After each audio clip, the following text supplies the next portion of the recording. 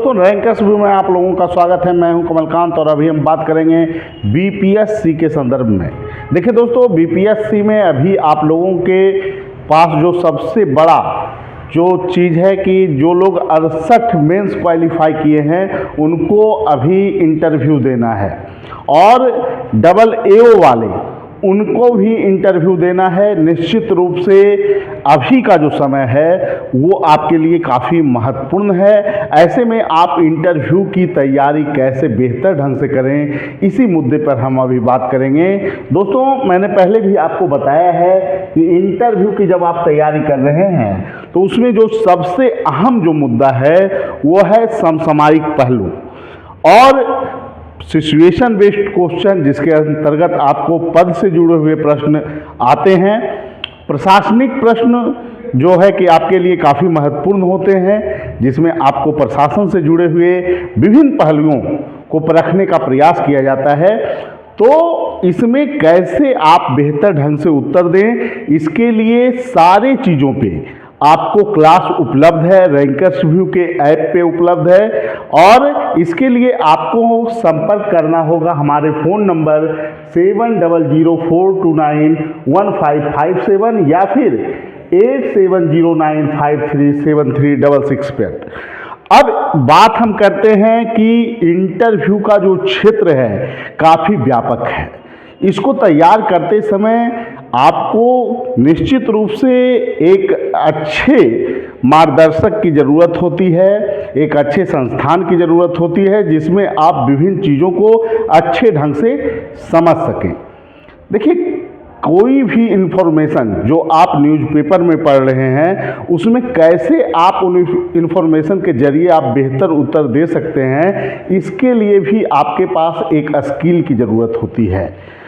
हर मुद्दे पे आप सभी न्यूज़ जो आप न्यूज़पेपर में पढ़े हैं वह उसका जवाब नहीं होगा। एक प्रशासनिक अधिकारी के नज़रिए से आपको उत्तर देना पड़ेगा।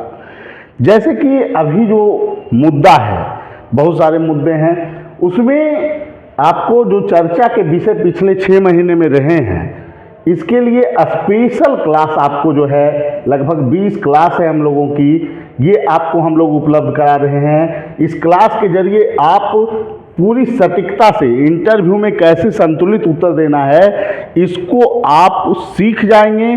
कैसे प्रशासनिक मापदंड पर उत्तर देना है ये आप सीख जाएंगे, और बिल्कुल अच्छे ढंग से आप इंटरव्यू देने के लिए खुद को तैयार कर पाएंगे।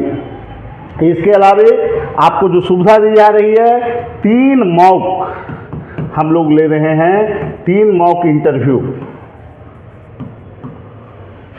तो ये पूरी प्रक्रिया है जिसके द्वारा आपको इंटरव्यू का अच्छे ढंग से हम लोगों के यहाँ मार्गदर्शन ले सकते हैं। अब हम बात करते हैं कुछ समसामयिक पहलू की जो कि आपके लिए महत्वपूर्ण हो सकते हैं और जिनको आपको डबल एओ या फिर बीपीएससी 68 का जब इंटरव्यू आप देने जा रहे हैं तो इन मुद्दों को आप कैसे तैयार करें, कैसे इस पे संतुलित उत्तर दें, इसी के संदर्भ में अभी बात करेंगे।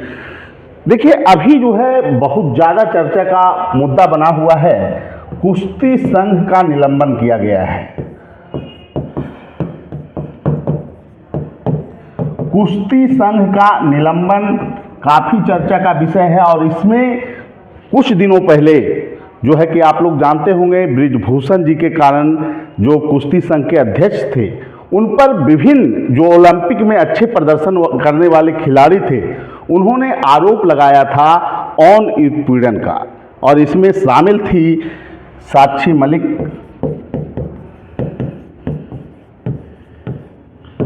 साक्षी मलिक जी शामिल थी। इसके अलावा दिनेश फोगोट, अन्य बहुत सारे खिलाड़ी थे जो कि इसमें शामिल थे। ठीक है, तो इन्होंने इन सभी ने, दिनेश फोगोट हो या फिर जो है कि आपको मलिक हो, साक्षी मलिक हो, इन्होंने आरोप लगाया था कि कुश्ती संघ के जो अध्यक्ष थे, तत्कालीन अध्यक्ष, वो जो है कि उपयुक्त नहीं है अध्यक्ष पद पर रहने के लायक। और इसको लेकर जंतर मंतर में धरना प्रदर्शन हुए थे। उसके बाद फिर काफ़ी राजनीतिक चर्चा इस पे हुई थी और उस दौरान इंटरव्यू में भी बहुत सारे सवाल इस पे पूछे जा रहे थे। अब यहाँ एक नया मुद्दा हुआ है कि आपको कुश्ती संघ का नया अध्यक्ष चुना गया था, एक व्यक्ति को, जिनका नाम है संजय सिंह।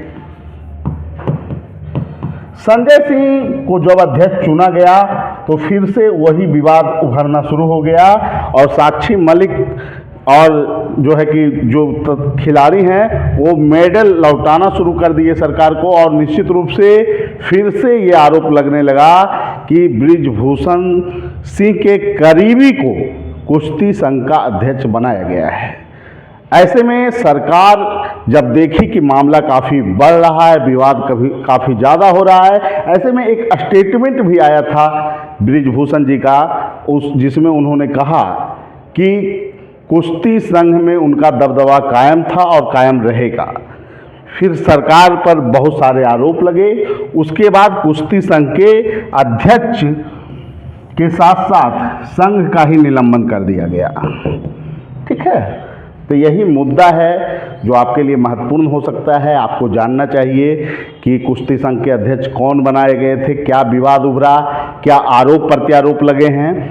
तो इन सभी मुद्दों से आपको जुड़ा रहना है। ठीक है, इसको देख लेना है अच्छे ढंग से। फिर आपको एक बहुत बड़ा मुद्दा जो चर्चा का विषय बना हुआ है, और हम लोग पहले भी बात किए थे कि जो मामला इजराइल और फिलिस्तीन के बीच का जो मैटर है वह इंटरव्यू के लिए काफ़ी महत्वपूर्ण हो सकता है और ये चांस है कि लगभग छात्रों से इस पे प्रश्न पूछा जाए। तो इसमें अभी जो नया हलचल जो हुआ है उसमें एक महत्वपूर्ण मुद्दा है कि मध्य गाजा पे इजराइल जो है अपना बमबारी करना जो है कि करने का जो माध्यम था उसमें बढ़ोतरी कर दी है और बहुत ज़्यादा बमबारी हो रहा है गाजा क्षेत्र में, मध्य गाजा क्षेत्र में। इजराइल का यह भी कहना है कि जब तक हमास को पूर्ण रूपेण नास्ताबूद न कर दिया जाए तब तक यह हमला जारी रहेगा। ऐसे में फिलिस्तीन के पक्ष के जो राष्ट्र हैं उनका कहना है कि यहाँ पर मानवाधिकार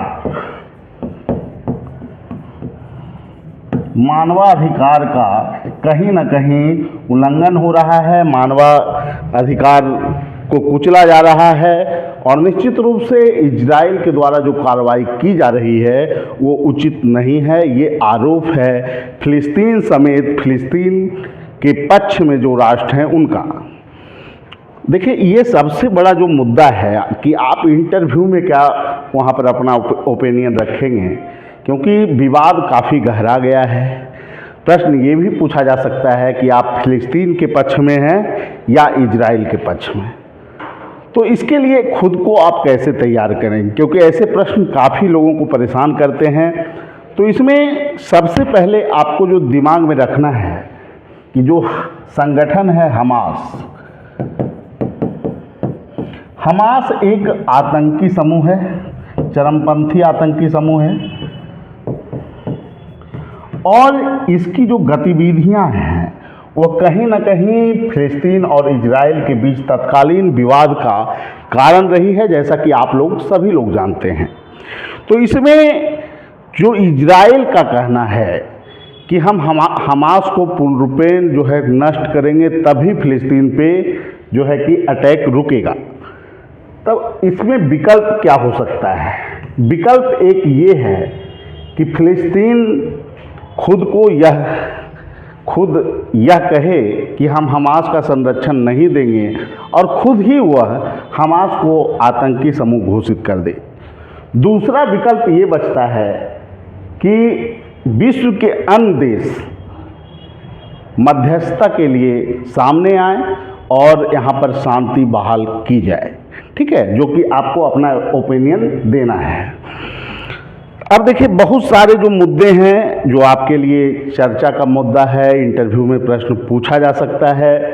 भारत ने भी आतंकवाद को परिभाषित किया है और परिभाषा काफ़ी लंबी चौड़ी है। तो आपको पूछा जाए कि आतंकवाद है क्या, तो इसमें आपको जो सटीक उत्तर देने हैं कि भारत की एकता, अखंडता और संपूर्णता को चोट पहुंचाने के प्रयास को ही आतंकी कृत्य माना जाएगा, को हम आतंक मान सकते हैं, आतंकवाद की श्रेणी में रखा जा सकता है।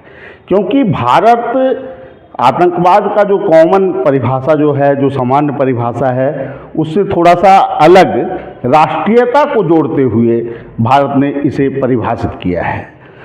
अब देखिए, बिहार में आप लोग बिहार का मुद्दा बिल्कुल कनेक्ट नहीं कर पाते हैं, जबकि बिहार के इंटरव्यू में, बीपीएससी के इंटरव्यू में बिहार के मुद्दे काफ़ी अच्छे ढंग से पूछे जाते हैं, करेंट से जुड़े हुए। अब बिहार में क्या हुआ है कि नियोजित शिक्षक जो हैं, नियोजित शिक्षक को राजकर्मी का दर्जा मिला है। मतलब राजकर्मी का दर्जा उन्हें मिलेगा, ऐसा कहा जा रहा है, और इसके लिए उन्हें परीक्षा भी देना होगा। ठीक है, और परीक्षा जो देना होगा उसका नाम रखा गया है सक्षमता परीक्षा।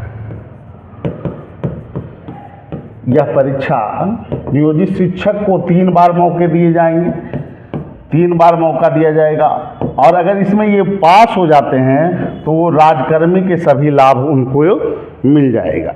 ठीक है, यही बातें हैं। और इससे लाभान्वित, इसका क्या प्रभाव पड़ेगा, जो आपका क्वेश्चन बन सकता है, तो इससे 3.25 लाख जो शिक्षक हैं वो राजकर्मी बन सकेंगे, पहला पॉइंट। दूसरा, शिक्षक को लेकर जो बहुत सारे संवर्ग बिहार में चल रहे हैं, जिसके कारण शिक्षा की गुणवत्ता भी कहीं ना कहीं प्रभावित होती है, उसके लिए शिक्षक जो विभिन्न संवर्ग हैं उनको कैसे एक रूपता प्रदान किया जाए, तो इसके लिए जरूरी था कि नियोजित शिक्षक को भी राजकर्मी का दर्जा दिया जाए, और इसी सिलसिले में सरकार आगे बढ़ी है। तो यहाँ पर एक और पॉइंट, महत्वपूर्ण पॉइंट आपको हो सकता है कि शिक्षकों का अलग अलग संवर्ग को खत्म करने की दिशा में सरकार काम कर रही है, और इससे शैक्षणिक सौहार्द में वृद्धि होगी। ठीक है, जो दूसरा महत्वपूर्ण पॉइंट है आपका। और तीसरा महत्वपूर्ण पॉइंट है कि इससे नियोजित शिक्षकों के सम्मान, आत्मसम्मान में वृद्धि होगी।